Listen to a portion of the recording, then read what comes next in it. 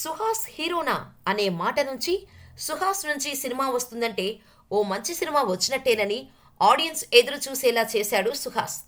Colour photo సినిమాతో హీరోగా సత్తా చాటిన సుహాస్ తనకంటూ ఓ స్పెషల్ ఇమేజ్ క్రియేట్ చేసుకొని సినిమాలు చేస్తున్నాడు. ప్రతి సినిమాను ఫీల్ గుడ్ మూవీలా చేస్తూ ఎమోషనల్ టచ్ ఇస్తున్నాడు. హిట్ 2 సినిమాలో విలన్గా కూడా మెప్పించిన సుహాస్ చివరిగా రైటర్ పద్మభూషణ్ సినిమాతో అలరించాడు. ఇక ఇప్పుడు అంబాజీపేట మ్యారేజ్ బ్యాండ్ అనే సినిమాతో ఫిబ్రవరి 2న ప్రేక్షకుల ముందుకు రాబోతున్నాడు.